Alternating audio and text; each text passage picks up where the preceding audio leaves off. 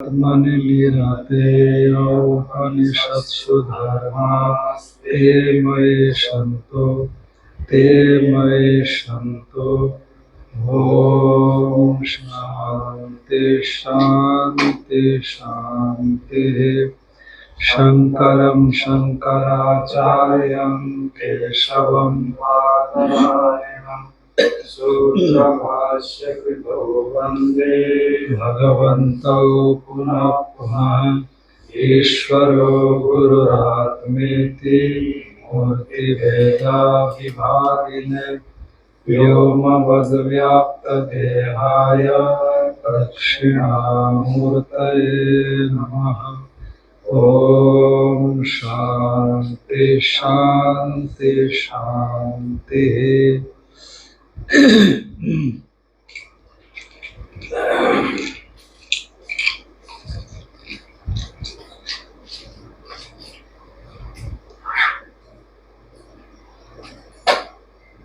सामवेदीय तलवकार शाखा की छांदोग्य उपनिषद का 8वां अध्याय में स्थित प्रजापति विद्या, उस पर विचार चल रहा था और अंतिम पड़ाव पर है। उस विद्या का उपसंहार कर रहे हैं यहाँ पर। तो इसमें 6ठा मंत्र चलेगा, 12वें खंड का 6ठा मंत्र चलेगा। यस्माद् एष इंद्राय प्रजापतिना उक्तात्मा तस्मात् ततः श्रुत्वा। चूँकि ये आत्मा, ऐसा आत्मा, यह आत्मा इंद्र के लिए प्रजापति ने कहा, तस्मात् इसी हेतु से, ततः श्रुत्वा उसको सुन करके, तम वा एतम देव आत्मानम् उपासते।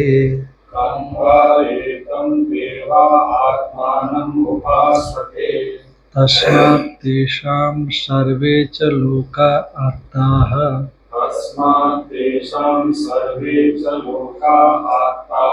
सर्वे च कामाः।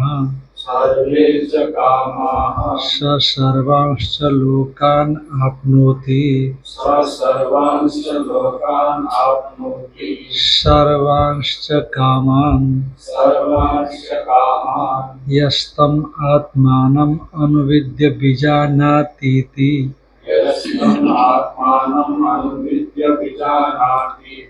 ह प्रजापतिरुवाच। प्रजापतिरुवाच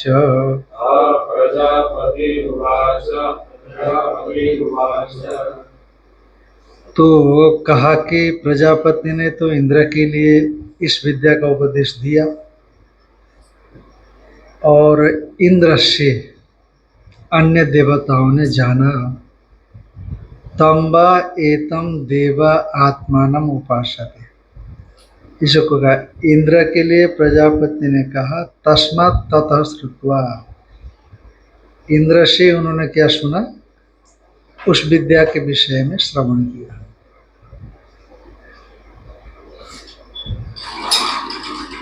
तो तम वा एतम आत्मानम, इस आत्मा को, जिसको प्रजापति ने इंद्र के लिए कहा, उस आत्मा को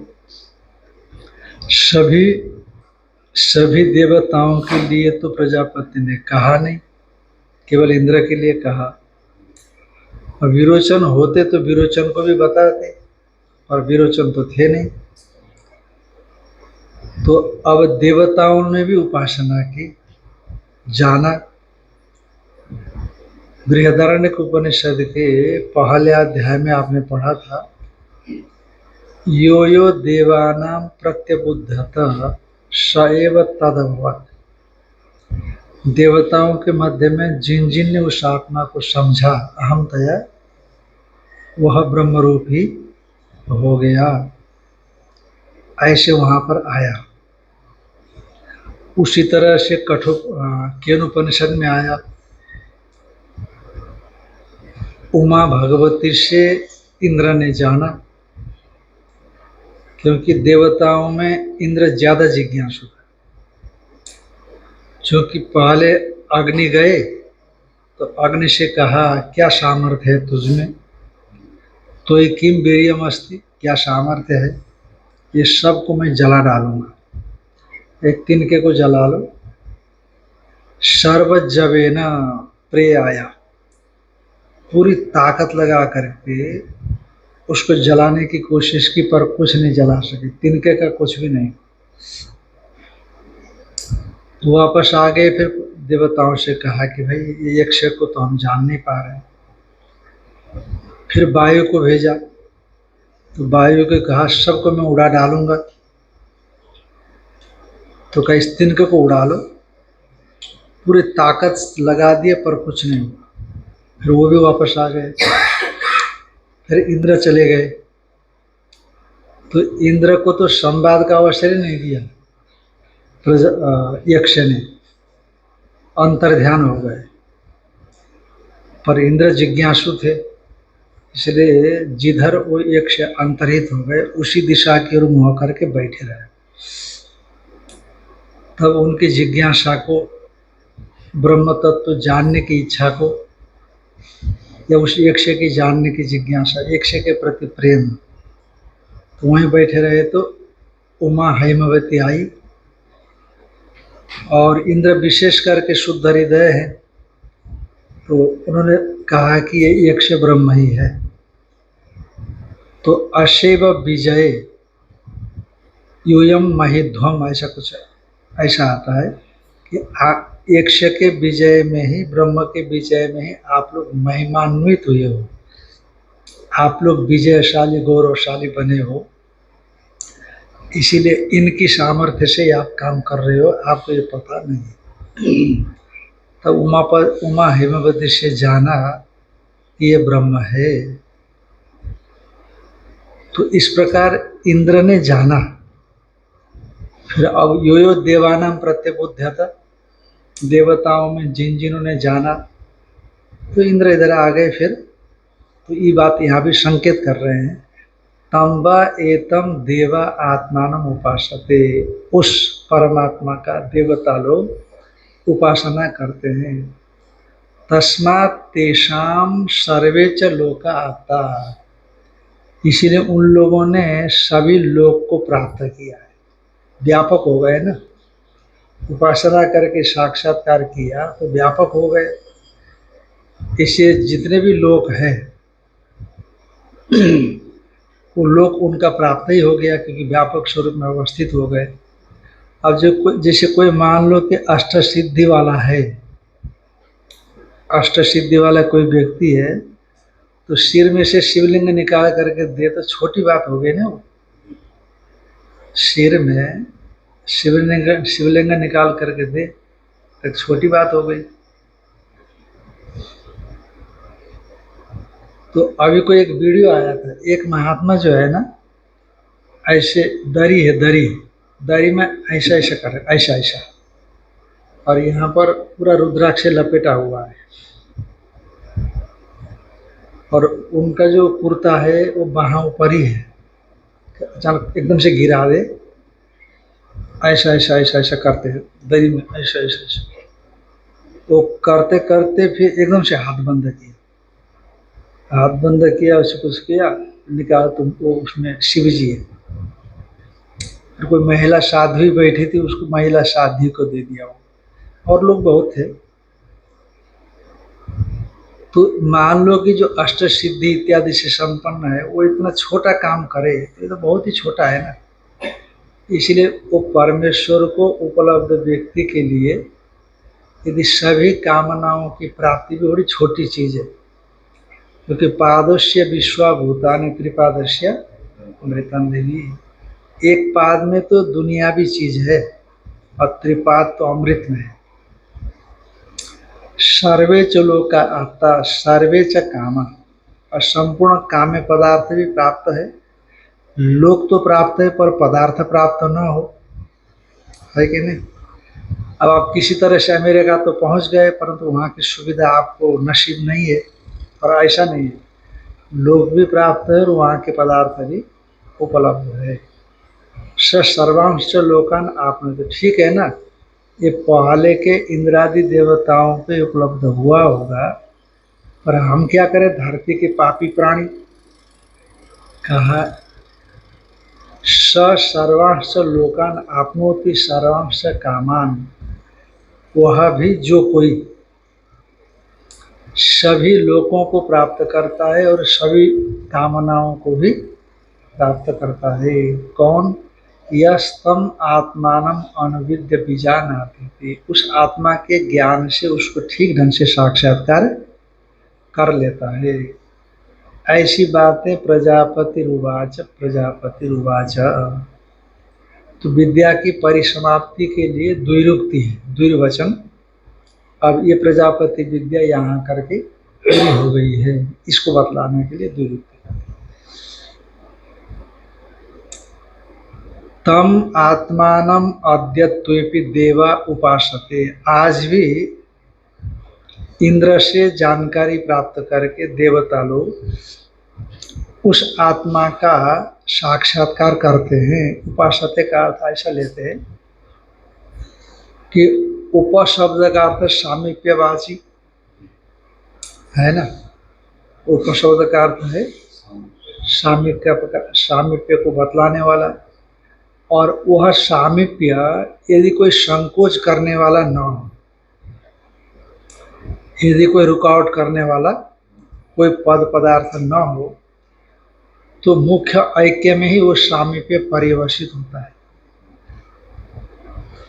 यदि कोई रुकावट करने वाले पद पदार्थ उपलब्ध होते हैं तब तो सामीप्य का अर्थ नजदीक, ऐसा अर्थ रहेगा।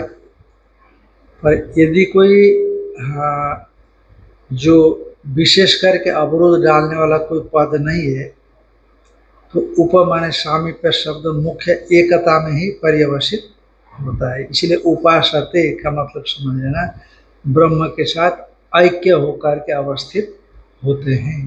तो वही तद यो यो देवानां प्रत्यबुध्यत स तदेव अभवत, जैसे कहा गया वैसे समझ लेना।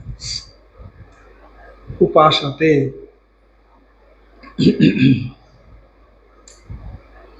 तद उपासना च तेषाम सर्वे च लोका आत्ता प्राप्त सर्वे च कामा, का निर्विशेष में ये सब लोक कामनाएं कहाँ से है? पदार्थ, ठीक है ना। उसकी स्तुति पहले बता दिया है, स्तुति।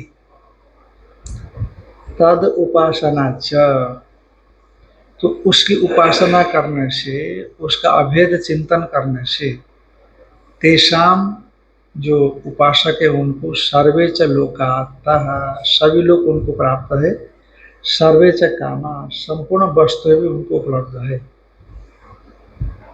यदर्थम ही इंद्र 100 वर्षाणि प्रजापतो ब्रह्मचर्यम उवास तत्फलम प्राप्तम देवे इत्यभिप्राय। वही बात हो गई ना, भले शब्द उपासते दिया है, शब्दार्थ भले अलग निकलता, और नीचे क्या लिख रहे हैं भगवान भाष्यकार, यदार्थम, जिस प्रयोजन की सिद्धि के लिए इंद्र ने 100 सुनने से ऐसा लगता है कि 100 है कि नहीं, क्या लगता है?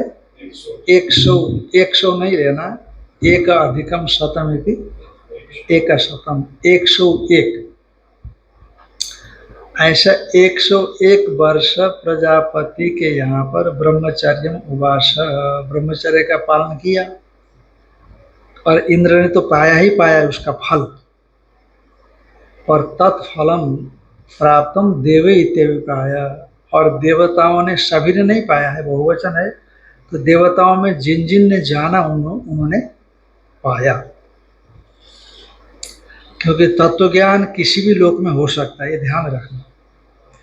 और कर्म धरती पर ही होगा, कर्म जो करने का क्षेत्र है ना, ये यहीं पर होता है। स्वर्ग में कर्म नहीं होता, देवता लोग कर्म नहीं कर सकते। स्वर्ग में कर्म हो ना हो, पर देवता लोग कर्म नहीं करते, और ऋषि लोगों के लिए भी नहीं होता वैदिक कर्म, क्योंकि ऋष्यंतरा भावात, और देवताओं के लिए भी कर्म का विधान नहीं होता, क्योंकि देवतांतरा भावात मतलब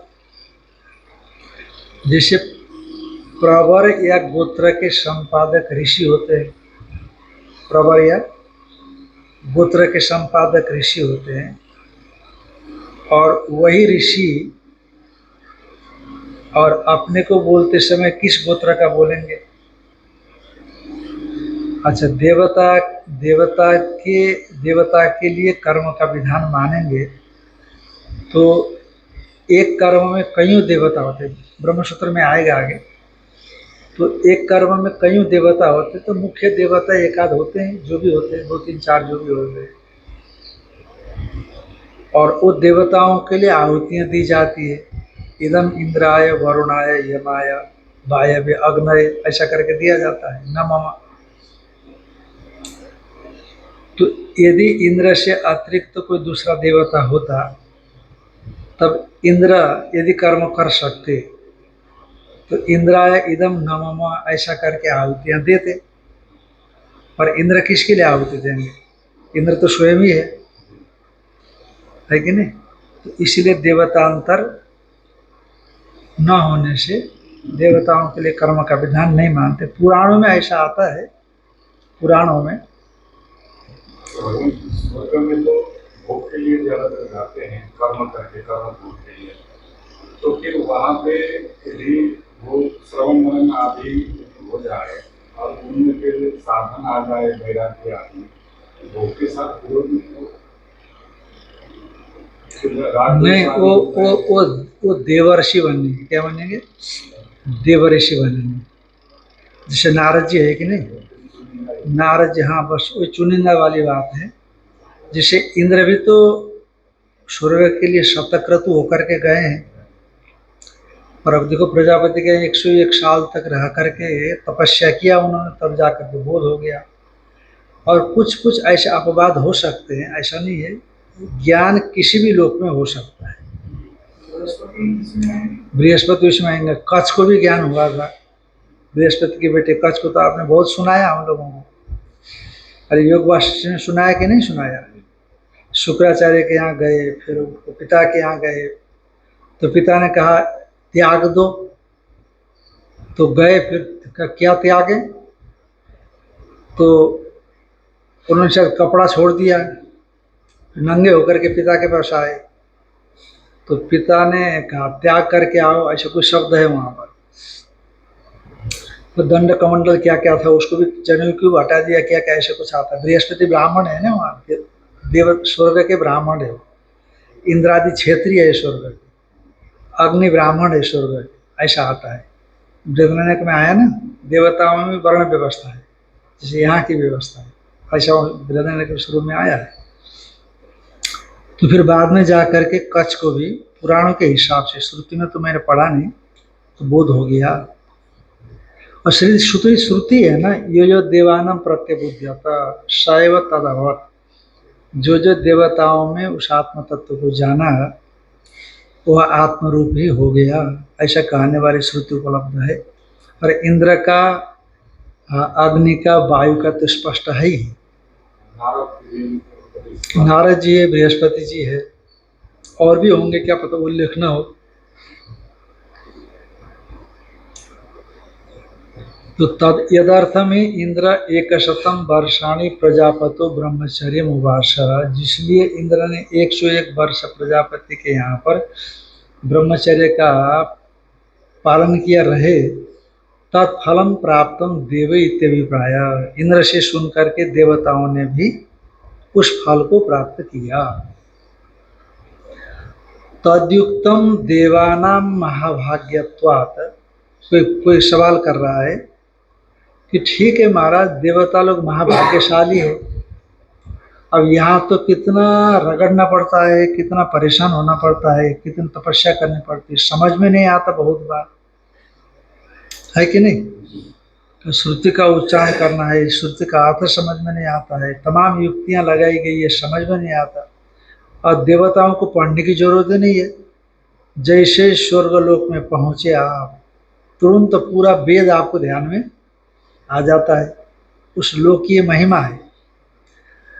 जैसे पक्षी में भी तो पंचभूत है कि नहीं है, हमारी तरह ये पक्षी भी।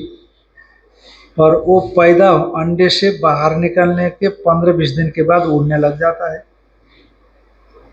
उसकी विशेषता है। और आपको आकाश में उड़ना हो वशिष्ठ जी की तरह, योग भाषण में वशिष्ठ नहीं बोलते मैं आकाश में उड़ गया, दूसरे ब्रह्मांड में चला गया। तो अपने को यदि शरीर से उड़ना है तो बहुत कुछ, बहुत सिद्धि, लघिमा,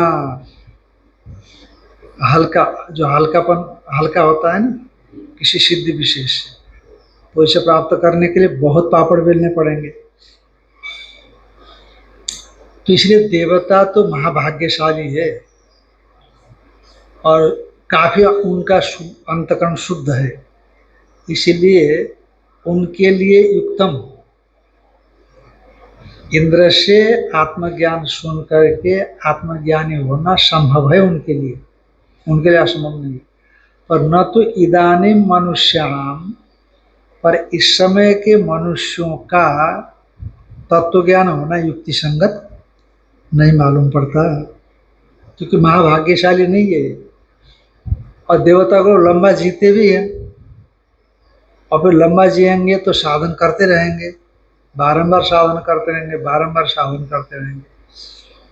पर यहाँ के तो अल्पजीवित्वात्, मनुष्य तो अल्पजीवी है, कम बुद्धि है इसके पास, इसको समझ में नहीं आता। महाराज गीता समझ में नहीं आती, आप कहते हो पढ़ो और पढ़ते तो समझ में ही नहीं आती है। मन का जो समझ में ना आने वाला अंश है उसको ऐसे ही छोड़ दो, ऐसे पाठ ऊपर ऊपर से करके चले जाना, जो समझ में आए उसको पकड़ लेना। अब क्या बोलेंगे, जो समझ में नहीं आया उस हिस्से को आप छोड़ दो। नैनम छिंदन्ति शस्त्राणि नैनम दहति पावक, क्या समझ में आएगा वो, उसको छोड़ दो, आगे चलो, है कि नहीं। तो जो समझ में आवे उसको तो ले लो, पूरा समझ में नहीं आया तो कोई बात नहीं, यही बोलना पड़ता है।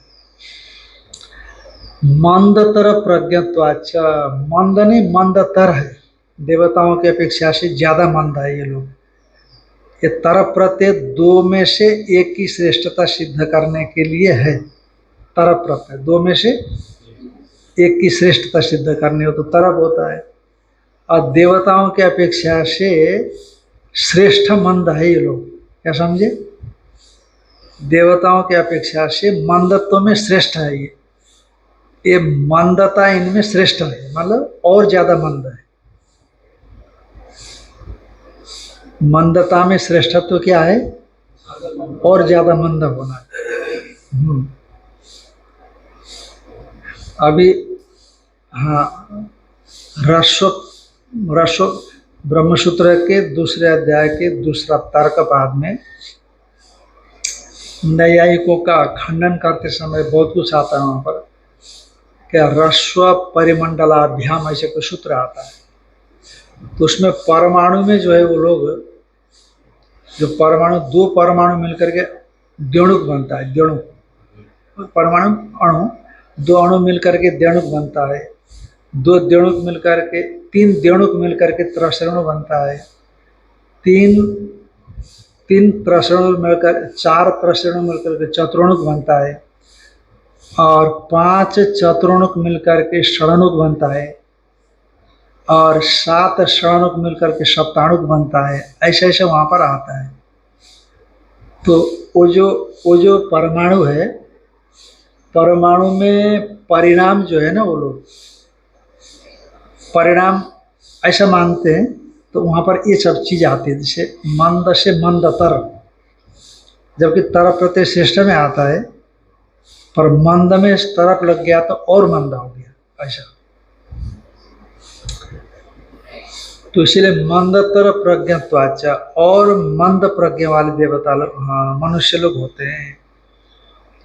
त्वाच्च न संभवती इति प्राप्ते इदम उच्यते, न को यहाँ ले आना, इस समय के मनुष्यों का आत्मज्ञान की प्राप्ति नहीं होती है, संभव नहीं है, ऐसा प्राप्त होने पर इदम उच्यते, स सर्वांश लोकान आपनोति सर्वांश कामान इदानीं तनोपि। आज के भी लोग यदि ठीक ढंग से जैसे देवताओं को प्राप्त हुआ आत्मस्वरूप, यदि उसी तरह से इनको भी प्राप्त हो जाता है, सभी लोग को देवताओं के समान, सभी वस्तुओं को देवताओं के समान, आत्मस्वरूप को देवताओं के समान ये भी प्राप्त कर लेते हैं। वो असो ऐसा कौन है? इंद्रादिवत य तम आत्मानम अनुविद्य बीजानाति थी। हाँ, सामान्य न किल प्रजापति उवाच। ये प्रजापति का ही वचन है कि इंद्रादिवत, जैसे इंद्रादियों को बोध हुआ, आदि से देवताओं को बोध हुआ, उन्हीं के समान यह माने जो कोई भी, आप बोलते हो ना एक्स वाई जेड, हाँ, क ख ग घ, कोई भी हो, जिसको भी इसी तरह से ज्ञान हुआ, तम आत्मानम अनुविद्य बीजानाति थी, उस आत्मा को साक्षात्कार करके ठीक ढंग से समझता है, तो उसको वो सभी लोग और सभी कामनाएं प्राप्त हो जाती है। इस प्रकार इस प्रकार से सामान्य न किल प्रजापति उवाच। समानस्य भावो धर्मो वा। सामान्य, समान माने एक ही, भाव या एक धर्म, आप में जो धर्म वो मेरे में धर्म यदि है तो सामान्य बात है। आप में जो धर्म है या आप में जो भाव है, वही धर्म और वही भाव मेरे में हो तो वो सामान्य बोल दिया जाता है। सामान्य है, समान है, कोई बात, अपने मित्र है। अरे आपको तो अंदर ला करके हम बात कर रहे हैं, परंतु जो पीछे बाहर बैठे हैं ना, कोई बात नहीं, सामान्य बात है, वो हमारे मित्र है, कोई फर्क नहीं पड़ता। इसलिए प्रजापति ने सामान्य रूप से सभी के लिए कहा, न केवल देवताओं मात्र के लिए, न केवल मनुष्य मात्र के लिए, जो जो भी देवताओं के समान इस आत्म तत्व को जानेगा उसको वही फल प्राप्त हो जाता है। अतः सर्वेषाम आत्मज्ञानम तत्फल प्राप्ति तुल्या एवं भवति इत्यर्थ। ऐसा नहीं होगा कि भाई कोई महात्मा है या कोई श्रेष्ठ जन है, राजा है, इंद्र है तो उनको प्राप्त हो जाएगा फल ब्रह्म ज्ञान से, और दूसरे के लिए जो सामान्य व्यक्ति है, गरीब है, दुबला है, पतला है, बेचारा है, स्त्री है या चौथा वर्ण का है, उनको यदि आत्म तत्व का बोध हो गया और उनको फल नहीं मिलेगा, ऐसा नहीं। सामान्य रूप से सभी को फल प्राप्त हो जाता है। ज्ञान में सभी का अधिकार है, ध्यान रखना। कर्म में सबका अधिकार नहीं है, पर ज्ञान में सभी का अधिकार है। अतः सर्वेषाम आत्मज्ञानम तत्फल प्राप्ति तुल्या एव भवति इत्यर्थ। इसलिए सभी के लिए आत्मज्ञान और उसकी फल की प्राप्ति समान है। द्विर्वचनम प्रकरण परिसमाप्त्यर्थम। ये दो वचन जो है प्रकरण के किस लिए है? परिसमाप्ति के लिए है।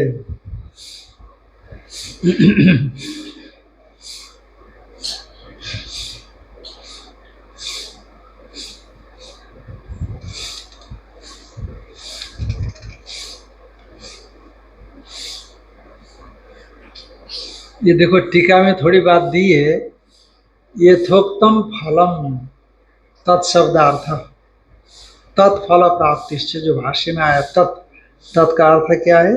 यथोक्तम फलम माने लोक और काम इत्यादि। तो कहते प्रकरण समाप्त्यर्थम बोला भगवान भाष्यकार ने, यानी प्रकरणम निर्विशेष ब्रह्मात्मकत्व ज्ञान विषयम, ये प्रकरण है। प्रकरण कैसा है? निर्विशेष ब्रह्म और आत्मा की एकत्व के ज्ञान के विषय का प्रसंग है ये प्रकरण है। कहा कि इसी बात को पहले दहर विद्या के प्रसंग में आया था। दहर विद्या प्रकरणे उपास्य स्तुत्यर्थम, दहर विद्या के प्रसंग में उपास्य की स्तुति के लिए जो कहा गया था, तो प्रसंग से प्रसंगात उत्तम, प्रसंग से जो कहा था तत्परिसमाप्त्यर्थम, उसी परिसमाप्ति के लिए यहाँ भी ले लिया। अब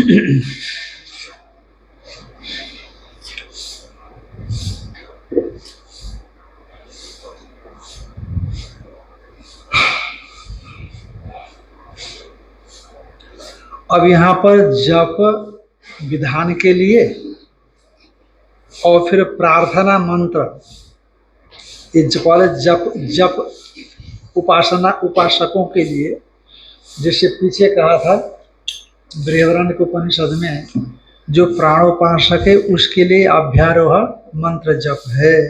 कौन से? असतोमा सद्गमय, तमसोमा ज्योतिर्गमय, मृत्युर्मा अमृतं गमय।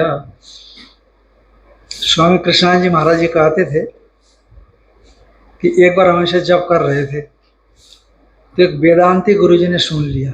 पहले के गृहस्थ लोग भी जानकार होते थे, पंडित काशी के,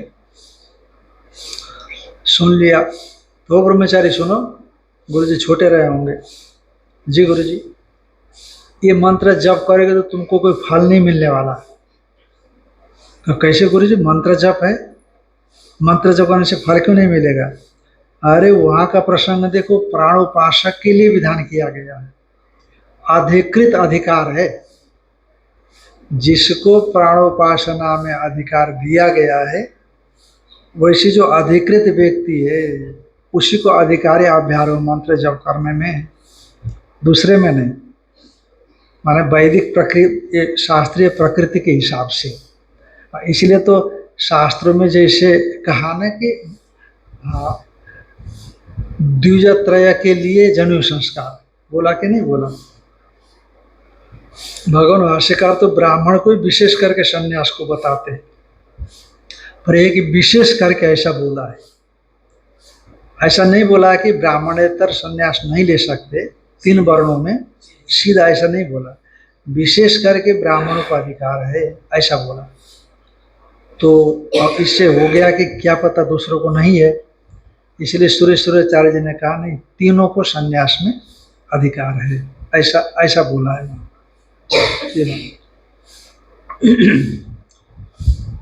दहर विद्या के प्रसंग में निर्विशेष ब्रह्म उपास्य है,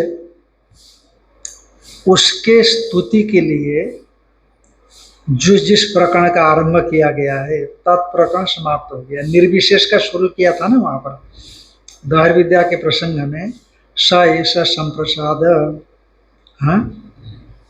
समस्त संप्रसन्न अस्मात् शरीरात् समुत्थाय स्वेन रूपेण अभिसंपद्यते स ब्रह्म एतत् अमृतम अभयम एतत् ब्रह्म।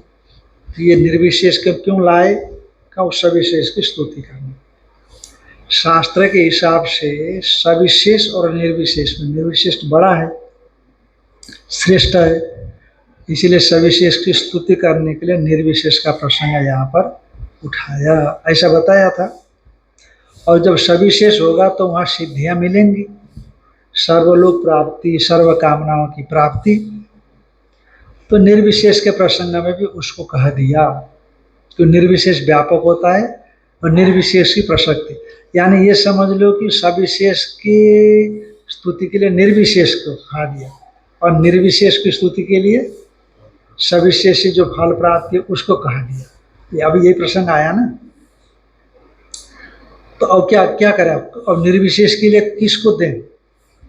जैसे राम और रावण के युद्ध के लिए किसको आप उदाहरण देंगे? राम रावणयोर युद्ध, राम रावणयोर युद्ध। उससे कोई बेहतर हो तो उदाहरण दीजिए, पर कोई दूसरा बेहतर तो है ही नहीं। अब इधर निर्विशेष से थोड़ा नीचे कौन है? सविशेष है, इसलिए सविशेष को उद्धृत करना पड़ेगा। तो इसलिए ये जैसे वहाँ जप करने के लिए बोला था, तो जप करने के लिए यहाँ पर ये मंत्र का आरंभ कर रहे हैं उस उपासक के लिए। श्यामा छबलम प्रपद्ये, सबला छामम प्रपद्ये, अश्व इव रोमाणि विधूय, अश्वैव रोमाणि भूयः पापम पापं चंद्र इव राहोर्मुखात् प्रमुच्य चन्द्रैव राहोर्मुखात् प्रमुच्य धूत्वा शरीरम भूत्वा शरीरम् अकृतं कृतात्मा अकृतं कृतात्मा ब्रह्मलोकम अभिसंभवामि ब्रह्मलोकम् अभिसम्भवामि इति अभिसंभवामीति इति अभिसम्भवामीति श्यामात सबलम प्रपदे। श्याम का मतलब होता है गंभीर। श्याम का मतलब है गंभीर। और गंभीर क्या महाराज? हार्द ब्रह्म, उसको गंभीर बोलते हैं। जिसको अत्यंत ध्यान से उपासना से वो प्राप्त कर सकता है। तो इसीलिए श्याम गंभीर हार्द ब्रह्म जो ध्यान से प्राप्त करके तस्मात सबलम प्रपदे, नाम रूप जो ब्रह्म है ना, यानी ब्रह्मलोक, क्योंकि दारोपासक को भी प्राप्त फल तो हिरण्यगर्भ लोक ही है। हिरण्यगर्भ लोक से अतिरिक्त कोई बड़ा लोक तो है ही नहीं, सर्वोत्कृष्ट लोक वही है। आब्रह्म भुवनान लोक पुनरावर्तिनोर्जुन, ऐसा कहा गया है। इसीलिए श्यामात माने धीर गंभीर हार्द ब्रह्म, उसी उपासना से प्रत्येगात्मतया अहंग्रह उपासना समझ, उसके द्वारा सबलम प्रपदे, जो नाम रूपात्मक ब्रह्मलोक उसको प्राप्त करता है।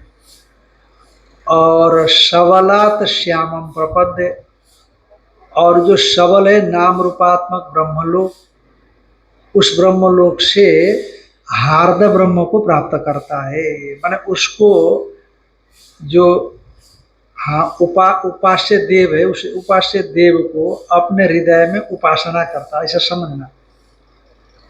माने जो हार्द ब्रह्म है उसकी उपासना से नाना रूप वाले ब्रह्मलोक की प्राप्ति कर लेता है शरीर छूटने के बाद। और जो उपासक उपासना कर रहा है तो उस काल में जो निर्विशेष है वह निर्विशेषी सविशेष है। वो सविशेष जो हिरण्यगर्भ है उसी को अपने हृदय में क्या करता है? उपासना करता है। इसीलिए सबलात माने जो सबल है यानी हिरण्यगर्भ है, उससे श्यामम प्रपदे, उपासना के क्रम में हार्द ब्रह्म को प्राप्त करता है। दोनों में कोई भेद नहीं। अश्व इव रोमाणि विधुय, जब उपासना करता है तो उपासना से क्या करता है? पापम विधुय, ऐसा समझना। उपासना से यानी हार्द ब्रह्म के ज्ञान से पापम विधुय, पाप को नष्ट करके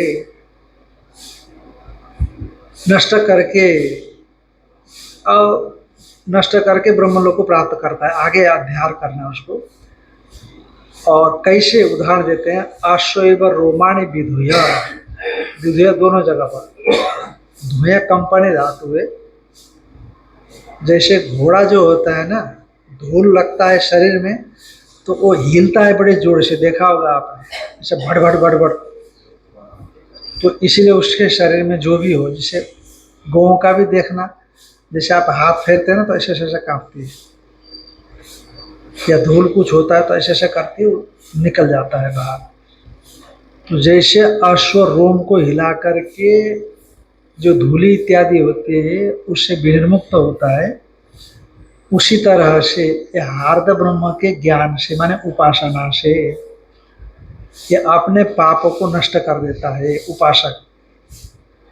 तो दूसरा उदाहरण दिया, चंद्रैव राहो मुखात् प्रमुच्य, जैसे घोड़ा हिल करके अपने में लगे हुए धूल को हटा देता है और सब सर सफाई से संपन्न हो जाता है, साफ होता है।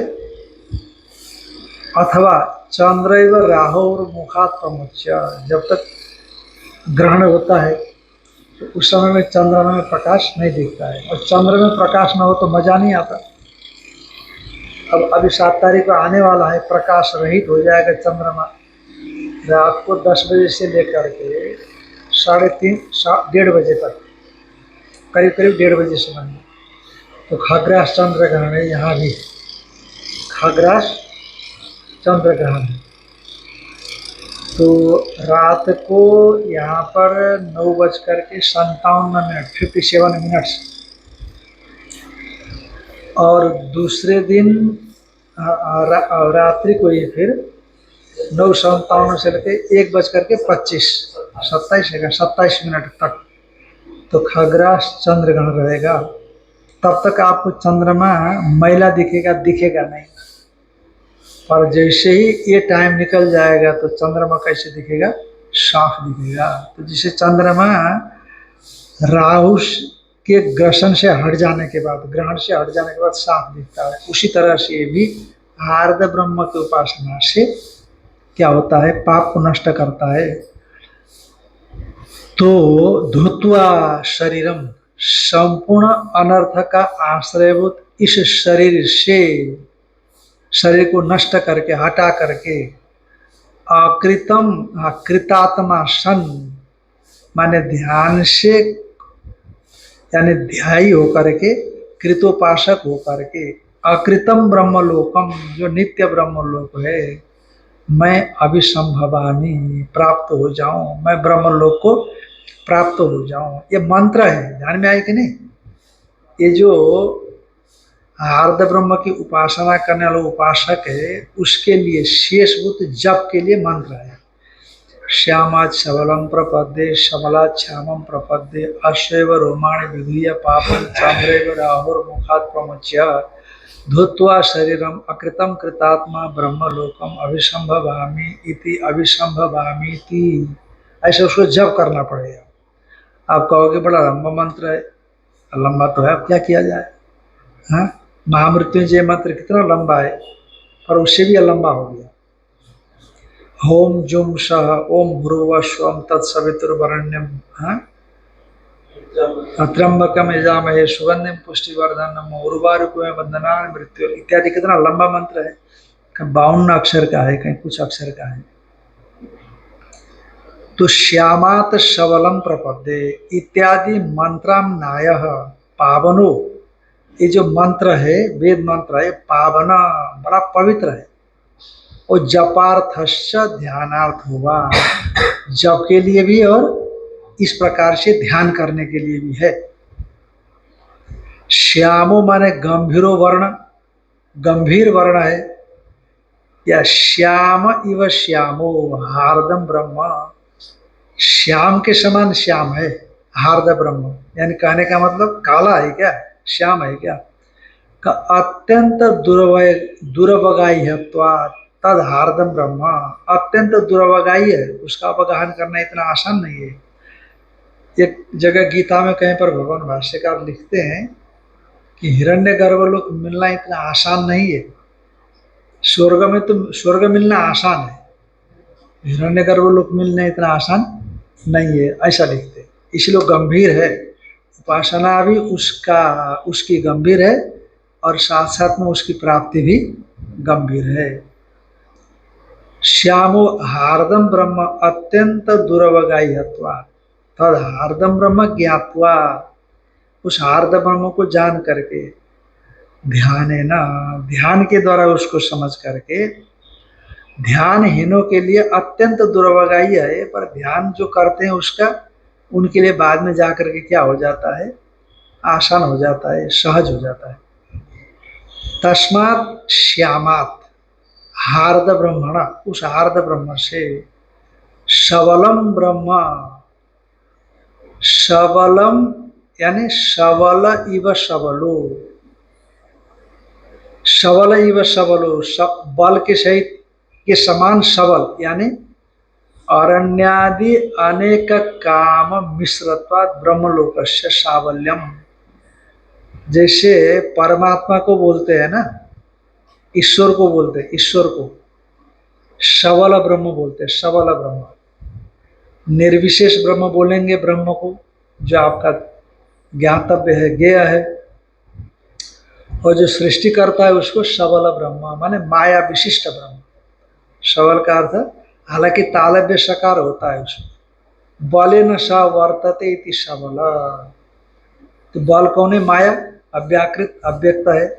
तो ऐसा नहीं, वो तो स माने बले न सह वर्तते में सह शब्द में स तालव्य दंत्य होता है, स्कूल का स।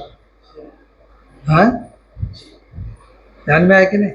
पर यहाँ सबल में सब तालव्य होता है, शशि का स। हाँ, पर अर्थ एक ही मानते हैं दोनों। सबल का अर्थ है स्वयं विशिष्टता है। सबल का अर्थ है जैसे जैसे सार्थ, सार्थ बोध, अर्थ के सहित ज्ञान बोध। केवल बोध ज्ञान मात्र है, सार्थ अर्थ के सहित बोध।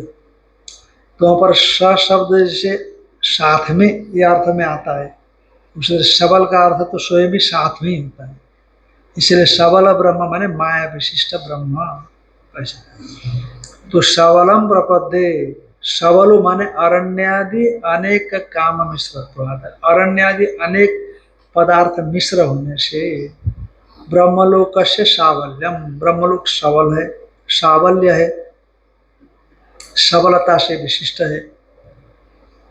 और तम ब्रह्मलोकम, उस ब्रह्मलोक को सबलम जो सबल है, प्रपद्ये माने मनसा, इस समय तो मैं मन से प्राप्त करता हूँ।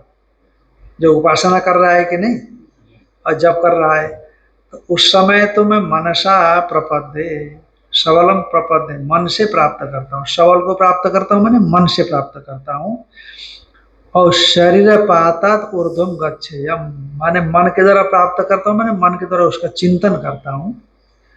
और बाद में जब शरीर छूटेगा, शरीर पातात ऊर्ध्वम गच्छेयम, शरीर पात के ऊर्ध्व में उस सबल ब्रह्म माने हिरण्यगर्भ लोक, उस ब्रह्म को प्राप्त करता हूँ।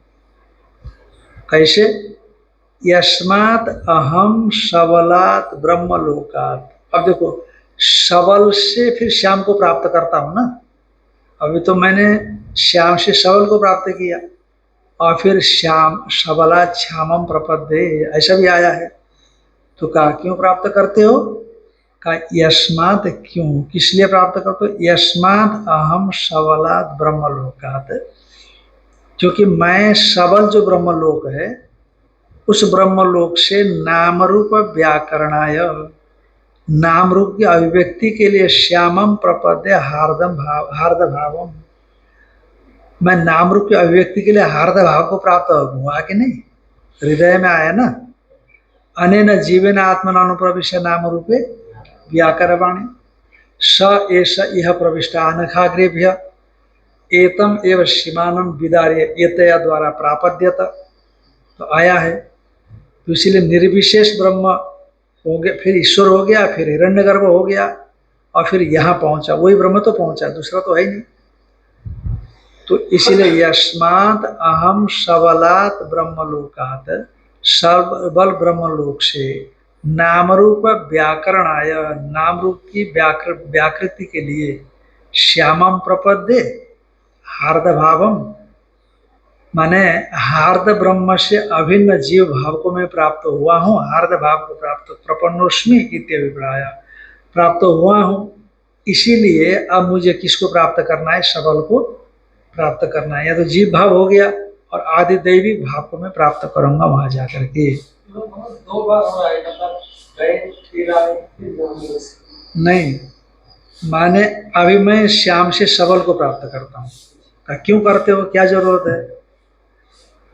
तो अब कोई कहे, वृंदावन से यहाँ आया हुआ व्यक्ति कोई कहे कि महाराज अब मैं वृंदावन को जा रहा हूँ, पर इतनी बात है, कोई वृंदावन से यहाँ आया तो उसने क्या कहा, मेरे को वृंदावन जाना है, तो वृंदावन निकल गया, बस इतनी बात है। यहाँ पर भी वही बात है, क्योंकि पहले ये कहाँ से आया, वहाँ से यहाँ आया। जो हार्द ब्रह्म है वो वही ब्रह्म तो यहाँ आया है ना। अरे भाई, पहले निर्विशेष है, ईश्वर है, हिरण्यगर्भ वही तो है, विराट वही बना है, करते करते हृदय में हार्द, हृदय में आया तो सभी जगह है ही, अभिव्यक्ति हृदय में है, इसलिए हार्द हो गया वो। तो अब ये जीव भाव को प्राप्त है, यहाँ पर है तो वही, पर कैसा है, जीव भाव को है। अब उसको अधिदैवत भाव को प्राप्त करके ईश्वर परमात्मा रूप होना है। तो इसलिए कहा यहाँ से मैं उपासना करके क्या करूंगा, हिरण्यगर्भ लोक को जाऊंगा। अच्छा, बहुत लोगों का चिंतन नहीं होता, बहुत लोगों का निर्विशेष का चिंतन नहीं होता, आधार नहीं मिलता उनको, तो इसलिए उनको उपासना ही ठीक लगती है। क्योंकि उपासना में गुण है ना, सर्वेश्वर, सर्वज्ञ, सर्वेश्वर, ईशान, उससे विशिष्ट जो परमात्मा है वो मैं हूँ। ऐसा करने में उसको अवलंबन मिल रहा है, मन को आश्रय मिल रहा है। ये भी नहीं, वो भी नहीं, वो भी नहीं, वो भी नहीं, अरे कुछ है नहीं, क्या है, बड़ी समस्या होती है। इसीलिए वो सीधा निर्विशेष ब्रह्म से तादात्म्य स्थापित करने के लिए सक्षम नहीं पाता है।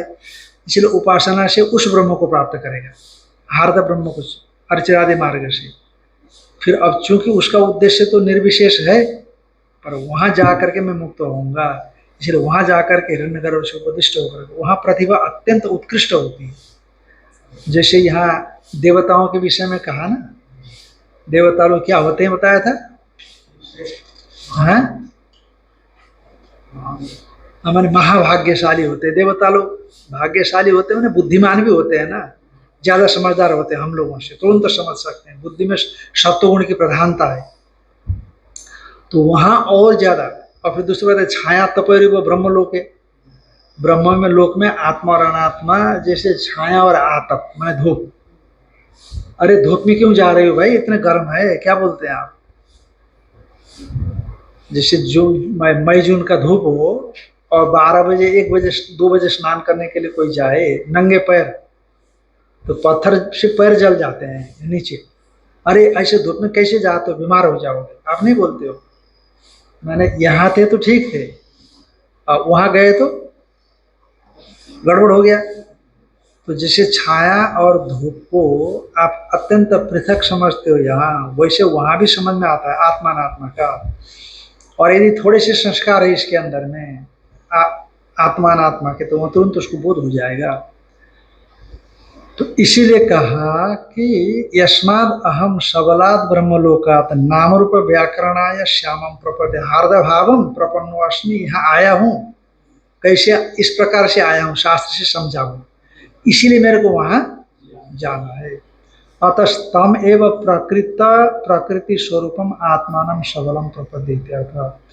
कथम सबलम ब्रह्मलोकम प्रपद्यते, कैसे सबल ब्रह्मलोक को प्राप्त करता है।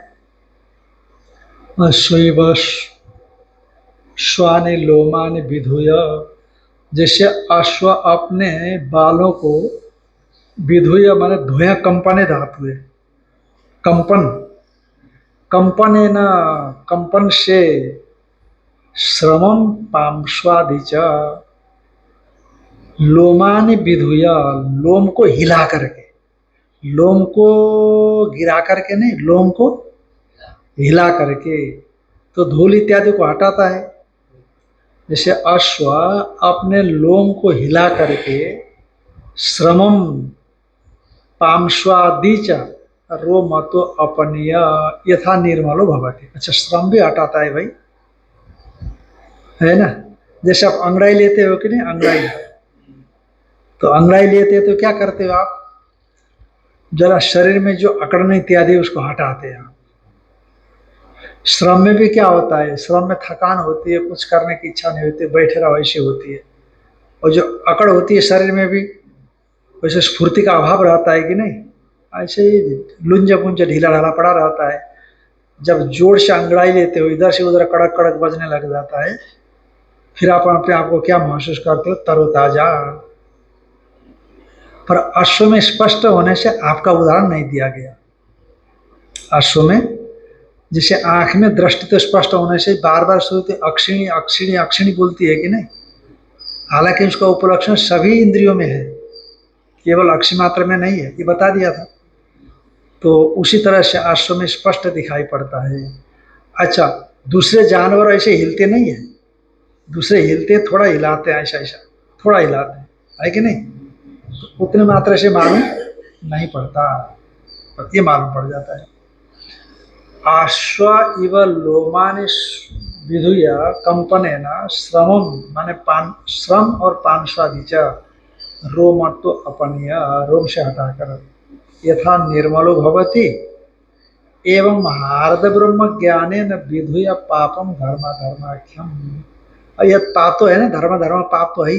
हार्द ब्रह्म की उपासना से आ, मतलब अशुक्ल अकृष्ण पुण्य को प्राप्त किया है उसने, पर जो पहले के पाप है वो तो नष्ट करेगा कि नहीं करेगा।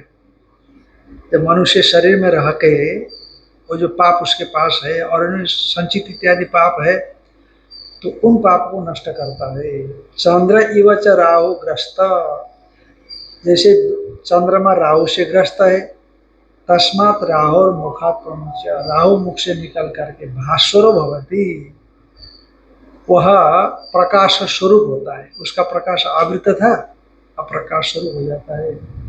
यथा जैसे एवं धूत्वा माने प्रहाय शरीरम, यानी शरीर को छोड़ करके शरीर का वो देते हैं, विशेषण देते हैं सर्व अनर्थ आश्रयम।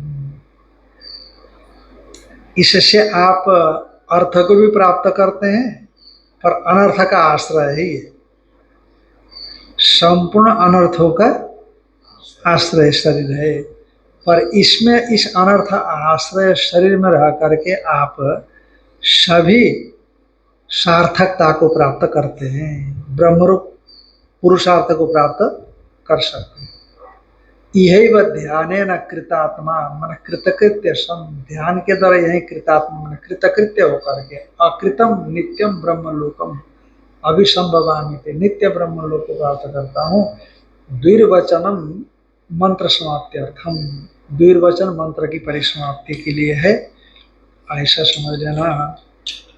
ओम पूर्णमदः अध्यायन्तु ममाङ्गानि वाक्प्राणचक्षुः श्रोत्रमतो बलमिन्द्रियाणि च सर्वाणि सर्वं ब्रह्मोपनिषदं माहं ब्रह्म निराकुर्याम्। मा ब्रह्म निराकरोत् निराकरणमस्तु निराकरणमेवस्तु तदात्मनि निरतेय उपनिषत्सु धर्मास्ते मयि सन्तु ते मयि सन्तु। ॐ शान्ति शान्ति शान्तिः। शङ्करं शङ्कराचार्यं केशवं बादरायणं सूत्रभाष्यकृतो वन्दे भगवन्तौ पुनः पुनः। ईश्वरो गुरुरात्मेति मूर्तिभेदा विभागिनि व्योमवद्व्याप्तदेहाय दक्षिणामूर्तये नमः। ॐ शान्ति शान्ति शान्ति।